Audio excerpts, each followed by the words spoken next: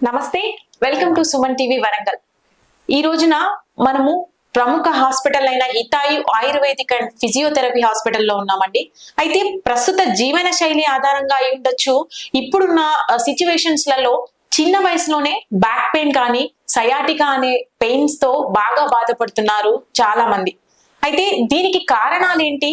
అసలు ఈ ఇంగ్లీష్ మందులు వాడడం వల్ల వీళ్ళు ఎన్ని రోగాలకి ఇంకా బానిసలు అయిపోతూ ఉన్నారు? ఇటువంటి వాటి మీద నాలెడ్జ్ కోసమని ఈ రోజు మనతో విశ్లేషణంగా చెప్పడానికని ఇక్కడ డాక్టర్ గారు ఉన్నారండి, సురేష్ కుమార్ గారు, సీనియర్ ఫిజియోథెరపిస్ట్. ఆయన అడిగి అన్ని విషయాల్ని మనము కూలంకుషంగా తెలుసుకునే ప్రయత్నం చేద్దాం రండి. సార్ నమస్తే అండి. నమస్తే. మీకు సుమన్ టీవీ వరంగల్ కి స్వాగతం. సార్, ముఖ్యంగా మాకు అసలు బ్యాక్ పెయిన్స్ కి కారణాలు ఏంటి, అసలు చిన్న వయసులోనే ఎందుకు వస్తున్నాయి, దాంట్లో డిఫరెన్షియేషన్స్ ఏమన్నా ఉంటాయా, పూర్తిగా చెప్తారా? బ్యాక్ పెయిన్ రావటానికి కారణాలు అనేకం అమ్మ. చిన్న ఏజ్ లో రావడానికి మెయిన్ రీజన్ వచ్చేది ఏంటంటే పోస్చర్, కూర్చునే విధానం కరెక్ట్ గా లేకపోవటం, చేసే వృత్తి అంటే ఇప్పుడు సాఫ్ట్వేర్ ఇంజనీర్ తీసుకున్నాను, ప్రొలాంగ్ సిట్టింగ్ అంటే ఎక్కువసేపు అట్లాగే ఒకటే పొజిషన్ లో కూర్చోవటం వల్ల వాటి వల్ల ఎక్కువ బ్యాక్ పెయిన్ వస్తుంది. ఏజ్ అంటే అంతకుముందు పెద్ద ఏజ్ లోనే ఉండేది, డీజనరేట్ వయసుతో పాటు అరిగి అట్లా ఉండేది ఒకప్పుడు. ఇప్పుడు ఏంటంటే చిన్న ఏజ్ లో వీళ్ళు ఉండే మన లైఫ్ స్టైల్స్ దానివల్ల ఒకటి ఫుడ్ హ్యాబిట్స్ ఇవన్నీ వల్ల బ్యాక్ పెయిన్ అనేది వస్తుంది.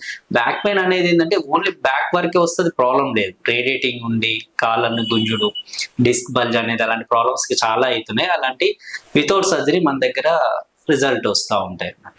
ఓకే సార్, అంటే ఆయుర్వేదిక్ నే ఎందుకు చూస్ చేసుకోవాలంటారు?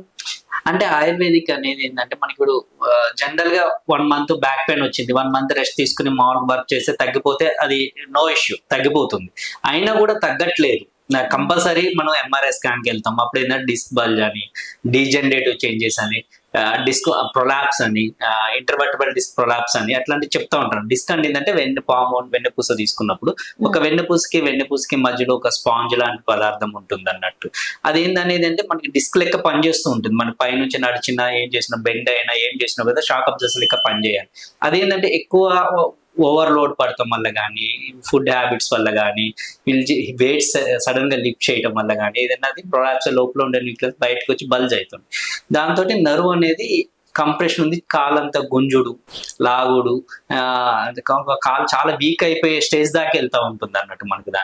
దానికి ఏంటంటే మన 1 month ఎవరైనా అలోపతి మన న్యూరో సర్జన్ కానీ న్యూరోఫిషన్ 1 month వరకు మెడిసిన్స్ రాస్తారు, రెస్ట్ ఇవ్వమంటారు.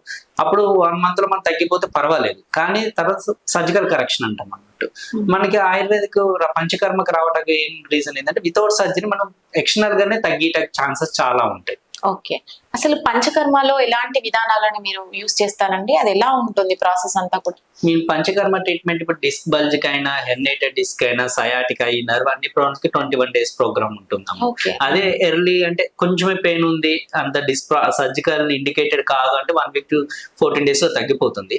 అది కాదు 100% డిస్క్ మనం సర్జన్ దగ్గరికి వెళ్ళాం 100% సర్జరీ చెయ్యాలి అన్నప్పుడు మాత్రం మన దగ్గర 21 days ప్రోగ్రామ్ ఉంటుంది. అందులో ఫస్ట్ 7 days సర్వాంగ ఎల్కేడి అని చేస్తారు. సర్వాంగ ఎల్కేడి అని ఏంటంటే కొన్ని హర్బల్ లీవ్స్ అన్ని తీసుకొని సర్వైకల్ నెక్ కాడ నుంచి మీకు లంబార్ అంటే నడుము కాడికి కాళ్ళ దాకా రేడియేటింగ్ పెయిన్ ఎట్లా ఉందో దాని మజిల్ టైట్నెస్ అన్ని తగ్గించక బ్లడ్ సర్క్యులేషన్ ఇంప్రూవ్ అవడానికి ఒక వేడి ఒక ఆయిల్ డిప్ చేసుకునేది ఉంటుంది first week treatment. Second week treatment వచ్చేప్పటికల్లా కటివస్తి అంటారు. నడుము మీద ఒక పిండి పెట్టి దాన్ని కొన్ని నూనె పోసి కొంచెం సడన్ టెంపరేచర్ లో హీట్ చేస్తారు. థర్డ్ వీక్ లో మళ్ళీ మాత్ర వస్తే అనే ట్రీట్మెంట్స్ 21 days ట్రీట్మెంట్ తో 90% వితౌట్ సర్జరీ తగ్గిపోతుంది మనకి, సర్జరీకి వెళ్ళిపోకుండా. మా దగ్గర బెనిఫిట్ ఏంటంటే మా ఫిజియోథెరపీ ఉంటుంది అండ్ పంచకర్మ ఆయుర్వేదిక్ రెండు మిక్స్ ఉంటాయి. ఫిజియోథెరపీ వల్ల లాభం ఏంటంటే పోస్చర్ కరెక్షన్. ఫస్ట్ మీకు అసిస్ట్ చేసి అసలు ఎందుకు వచ్చింది, ఎట్ సైడ్ రేడియేటింగ్ పెయిన్ ఉంది, ఎందుకు వస్తుంది, ఏ మజిల్స్ టైట్ ఉన్నాయా, పెరిఫార్మన్స్ మజిల్స్ టైట్ ఉందా అన్ని ఎవాల్యుయేషన్ మొత్తం చెక్ చేసుకుంటాం. తర్వాత ఆయుర్వేదిక్ ట్రీట్మెంట్స్ అండ్ ఫిజియోథెరపీలో ఎలక్ట్రోథెరపీ యూజ్ చేస్తాం. దాంతోపాటు మీకు మాన్యువల్ మొబిలైజేషన్ ఉంటుంది, అప్డేటెడ్ స్పైన్ మొబిలైజేషన్ కానీ, మజిల్ రిలాక్సేషన్స్ కానీ, టెక్నిక్స్ కానీ ఇవన్నీ యూజ్ చేయడం వల్ల ఏంటంటే వాటితో పాటు పంచకర్మ ట్రీట్మెంట్ ట్రీట్మెంట్స్. మా దగ్గర 99% సక్సెస్ రేట్ ఉంది దానివల్ల. రెండు కాంబినేషన్ అనేది బెస్ట్ కాంబినేషన్. దాని దగ్గర 99% మా దగ్గర ఇంతవరకు ఇప్పటికి 18 years ఉంది హాస్పిటల్ పెట్టి, మాక్సిమం 90% సక్సెస్ రేట్ తో ఉంది. ఓకే, అయితే డాక్టర్ దాదాపు బ్యాక్ పెయిన్ వచ్చిన వాళ్ళు భయపడుతూ ఉంటారు, ఎక్కువగా సైడ్ ఎఫెక్ట్స్ వస్తాయి ఫిజియోథెరపీస్ వల్ల, మాకు ఇట్లాంటి ఛాన్సెస్ ఎక్కువ ఉంటాయని దాదాపు రేషియో భయపడే వాళ్ళే ఎక్కువగా ఉంటారు. వాళ్ళకి మీరు చేసే సజెషన్ ఏంటి, అంటే ఏది చూస్ చేసుకోవాలి? ఫిజియోథెరపీ అనేది అసలు 100% సైడ్ ఎఫెక్ట్ ఉండదండి. అంటే మనకి మన వేరే విధానం కంపేర్ కనుక ఫిజియోథెరపీలో 100%. అది కూడా ఏంటంటే అక్యూట్ కేసెస్ ఓన్లీ ఫిజియోథెరపీతో తగ్గిపోతుంది. Acute case in the sense ఇప్పుడే నడుము పట్టుకుంది, లేకపోతే ఒక ఫస్ట్ 2-3 weeks అంటే మనం ఏదో లాంగ్ జర్నీ చేసినాం, లేదంటే పెయిన్ ఉంది, అలాంటి ఓన్లీ ఫిజియోథెరపీతో కొంచెం రెస్ట్ ఇస్తేనే తగ్గిపోతాయి. 2 weeks అయినా తగ్గలేదు ఫిజియోథెరపీలో ఏంటంటే కొన్ని ఎలక్ట్రోథెరపీ యూజ్ చేస్తాం, కొన్ని అల్ట్రాసౌండ్ అని, IFT అనేది, రేడియేటింగ్ పెయిన్ ఉంటే టెన్స్ అనేది, ఇలాంటి యూజ్ చేస్తూ ఉంటాం. దాని మజిల్ రిలాక్స్ అవుతుంది, బ్లడ్ సర్క్యులేషన్ ఇంప్రూవ్ అవుతుంది, వాటికి కొంచెం మజిల్ స్పాజం ఏమి ఉంటే తగ్గుతుంది, దాంట్లో మొబిలైజేషన్ చేస్తుంది. దానికి ఎటువంటి సైడ్ ఎఫెక్ట్ ఉండదు ఫిజియోథెరపీ తోటి. అయినా ఫిజియోథెరపీతో కూడా ఇంకా తగ్గనప్పుడు మేము పంచకర్మ ట్రీట్మెంట్స్ కి వెళ్తాం. ఓకే, ఈ పంచకర్మ ట్రీట్మెంట్ లో ఏదైనా ఏజ్ గ్రూప్, ఇంత ఏజ్ వాళ్ళే ఉండాలని ఉంటుందా, లేకపోతే ఎవరైనా ఎవరైనా చేయించుకోవచ్చు అమ్మా. చిన్న పిల్లల నుంచి మనకు ఓల్డ్ ఏజ్ వరకు చేసుకోవచ్చు. కాకపోతే క్యాన్సర్ అట్లా కొన్ని కాంట్రా ఇండికేషన్స్ ఉంటాయి, టీబీ స్పైన్ లేకపోతే క్యాన్సర్ అలాంటి ఉండేటి వాళ్ళకి తప్పితే అన్ని ఏజ్ల వాళ్ళు మన పంచకర్మ ట్రీట్మెంట్స్ చేయించుకోవచ్చు, దానికి ప్రాబ్లం ఏమి ఉండదు.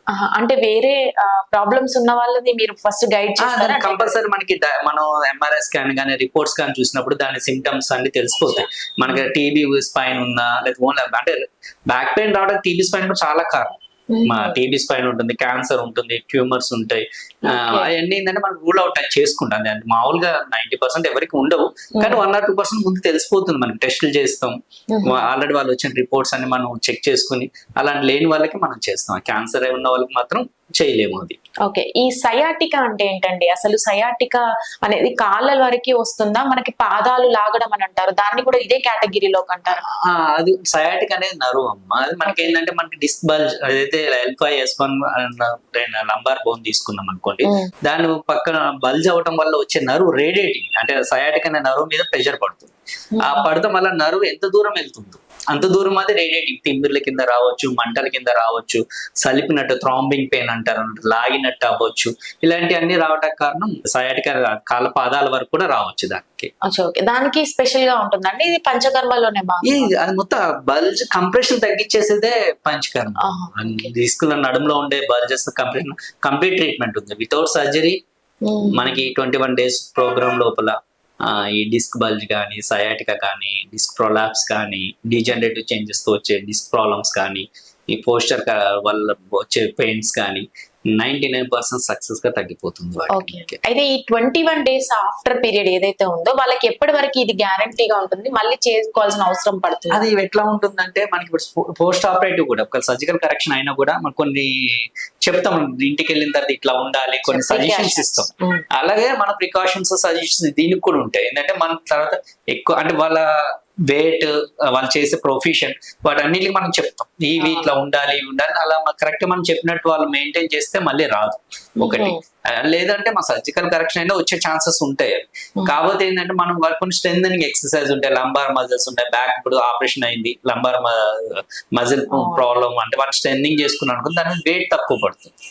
అట్లా దానివల్ల మళ్ళీ మనకు రెగ్యులర్ గా 5-10 minutes అట్లా ఎక్సర్సైజ్ చేసుకోగలిగితే మళ్ళీ మనకి రిపీట్ కాదు ఆ ప్రాబ్లం. ఓకే, ఈ ఫుడ్ రిస్ట్రిక్షన్స్ ఏమైనా ఉంటాయంటే? ఫుడ్ రిస్ట్రిక్షన్స్ అంటే ఏమి ఉండవండి. కాకపోతే ఒబీస్ ఉన్న వాళ్ళు మాత్రం కొంచెం వెయిట్ తగ్గాలని వెయిట్ లాస్ కోసం కొంచెం చెప్తాం అంతే తప్పితే ఏమైనా తినొచ్చు, దానికి దీనికి సంబంధం ఏమి ఫుడ్ రిస్ట్రిక్షన్. ఓకే, ఏమి ఉండవు దానికి. సైడ్ ఎఫెక్ట్స్ కూడా ఏమి ఉండవు? 99 సైడ్ ఎఫెక్ట్స్ ఏమి ఉండవు. దాని మనకి సర్జికల్ కరెక్షన్ అయినా 1% సైడ్ ఎఫెక్ట్ ఛాన్సెస్ ఉంటాయి. పారాప్లైజ్ అవటం కానీ, అంటే ఒకవేళ సర్జరీ అయినందుకు ఒకవేళ సర్జరీలో మైల్డ్ గా ఏమైనా చేంజెస్ వస్తుంది, పారాప్లైజ్ అంటే కాళ్ళు కొంచెం వీక్ అవడం అలాంటి ఛాన్సెస్ ఉంటాయి.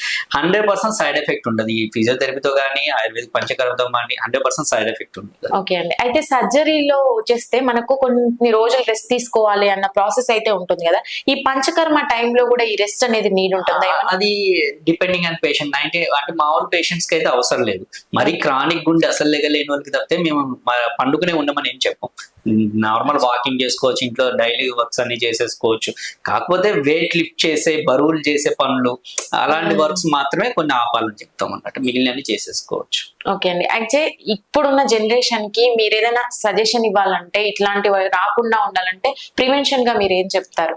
అని ఏజ్ వైజ్ ఫస్ట్ ఇప్పుడు సాఫ్ట్వేర్ ఏజ్ లో చిన్న వాళ్ళని తీసుకున్నాను, సాఫ్ట్వేర్ ఇంజనీర్ వాళ్ళు తీసుకున్నాను, సిట్టింగ్ పొద్దున్న 10 మొదలు పెట్టి ఈవినింగ్ 6 దాకా ఒకటే పొజిషన్ లో కూర్చోకోకుండా, నెక్స్ట్ టేబుల్ కానీ ల్యాప్టాప్ కానీ యూజ్ చేసే పోస్చర్ కరెక్షన్ కంపల్సరీ ఇంపార్టెంట్. మధ్య మధ్యలో కొంచెం వాక్ చేసుడు కానీ, మినిమం స్ట్రెచింగ్స్ కానీ అవన్నీ చేసుకోవాలి.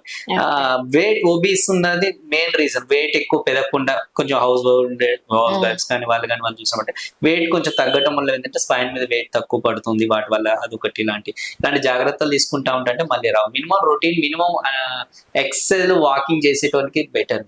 అవునండి. ఓకే. అయితే మనకి డిఫరెన్షియేషన్స్ కి వస్తే అండి, బ్యాక్ పెయిన్ లో కొంతమందికి కిడ్నీస్ ప్రాబ్లం అని చాలా మంది ఊహిస్తూ ఉంటారు. దాని డిఫరెన్షియేషన్ ఎలా తెలుసుకోవాలి? కిడ్నీ స్టోన్స్ ఎప్పుడు అంటే ఇప్పుడు నడుములో నడుపు నుంచి మనకి ముందు పొత్తు కడుపు అంటాం కదా, లోవర్ అబ్డామిన్ లోకి రేడియేటింగ్ పెయిన్ ఉండేదాన్ని కిడ్నీ స్టోన్స్ కి ఎక్కువ ఛాన్సెస్ ఉంటాయి. ఎప్పుడు బ్యాక్ పెయిన్ ఎప్పుడు అనేది కాళ్ళు నడుము నుంచి కాళ్ళలోకి గుంజినట్టు వస్తుంది తప్పితే ముందు పొత్తు కడుపులోకి ముందుకు రెండు డిఫరెన్స్. మళ్ళీ ఇంకా ఇంట్లో చెక్ చేసుకోవాలంటే SLR అనే సింపుల్ టెస్ట్ ఉంటుంది, అంటే స్ట్రైట్ లెగ్ రేజింగ్. అంటే మనం వెళ్ళకిల్లా పండుకొని ఒక కాల్ని 90 degrees వరకు మనం లేపగలిగినా ఏం గుంజినట్టు అనిపించకపోతే అది సైటిక్ అయి ఉండదు మాక్సిమం. అది మనం అంటే 60-70 degrees కి వెనక నుంచి లాగినట్టు అవుతుంది. అదే మీకు స్టోన్స్ ఉన్న వాళ్ళకి అసలు ఏం ప్రాబ్లం ఉండదు, ఎంతైనా లేపగలుగుతారు. మళ్ళీ ఏంటంటే కొంచెం యూరిన్ లో మంట కానీ, లేకపోతే పొత్తు గడుపులో పెయిన్ ఈజీ తెలుసు, కంటిన్యూస్ గా ఉంటుంది పెయిన్. ఈ బ్యాక్ పెయిన్ అనేది ఏంటంటే రెస్ట్ ఇస్తే తగ్గిపోతుంది. కొంచెం రేడియేటింగ్ పెయిన్ ఉన్నా కొంచెం బ్యాక్ పెయిన్ ఇచ్చిన ఒక పెయిన్ కిల్లర్ వేసుకున్నా తగ్గిపోతుంది. అదే కిడ్నీలో స్టోన్ పెయిన్ నువ్వు రెస్ట్ ఇస్తే కిడ్నీలో స్టోన్ ఉన్న పెయిన్ తగ్గదు, ఆ పెయిన్ అంతే కంటిన్యూ అవుతుంది, అది తెలిసిపోతుంది. కంపేర్ టు సర్జరీకి కంపేర్ చేసుకుంటే దాని ప్రైస్ కన్నా తక్కువ, దాని పోస్ట్ ఆపరేటివ్ కంప్లీట్ చేసుకుంటే అంటే సర్జరీ తర్వాత వచ్చే కాంప్లికేషన్ చూసుకుంటే దానికన్నా తక్కువ. అవన్నీ కంపేర్ చేసుకుంటే ఇది ఈజీగా పెట్టుకుని చేసుకోవచ్చు. ఓకే. నార్మల్ ట్రీట్మెంట్స్ అయితే మనకు తొందరగా అంటే దాని ఫలితాలు తెలుస్తాయి అంటారు, ఆయుర్వేదిక్ లో కొంచెం లాంగ్ తెలుస్తాయి అంటారు, దాన్ని ఏమంటారు? దానికి మెడికేషన్ దీర్ఘకాలిక వ్యాధులు వేరు, ఈ కండిషన్ వేరు. దీర్ఘకాలిక వ్యాధులు అంటే షుగర్ కానీ, సోరియాసిస్ కానీ అలాంటి డిసీజెస్ కి లాంగ్ రన్ ఉంటుంది. ఇది మీకు సర్జరీ చేసినా కూడా 1 month రెస్ట్ లేకుండా ఇది 1 month లోపలనే తగ్గిపోతుంది కదా, అది లాంగ్ రన్ కాదు ఇది. ఓకేనండి, తొందరగానే తగ్గ రిజల్ట్ వచ్చేస్తుంది. అంటే మీరు ఆల్రెడీ ఫిజియోథెరపీ కూడా దీంట్లో యాడ్ చేస్తున్నారు కాబట్టి ఇంకా బెస్ట్ రిజల్ట్ వస్తుంది. డాక్టర్ గారు, ఫైనల్ గా మాలాంటి అంటే దూరంగా ఉండే వాళ్ళ కోసము, అంటే పేషెంట్స్ కి చాలా డౌట్స్ ఉంటాయి ఆయుర్వేదిక్ గానీ ఫిజియోథెరపీ గురించే గానీ, అట్లాంటి వాళ్ళకి ఏదైనా సజెషన్ కావాలన్నప్పుడు మిమ్మల్ని సంప్రదించొచ్చా ఆన్లైన్ లో? తప్పకుండా అమ్మా, మా నెంబర్ ఒకటి మీకు డిస్ప్లేలో ఇస్తారు, దానికి నాకు కంపల్సరీ కాల్ చేస్తే అసలు ఏంటి ప్రాబ్లం, ఎట్లా చేయొచ్చు, దానికి ట్రీట్మెంట్స్ ఏముంటాయని మీకు సజెస్ట్ చేస్తా వాళ్ళకి ఇంటికడే. ఓకే అండి, చాలా చక్కగా మా ప్రేక్షకులకు వివరించారు, దానికి గాను మీకు చాలా ధన్యవాదాలండి. Thank you so much. Thank you.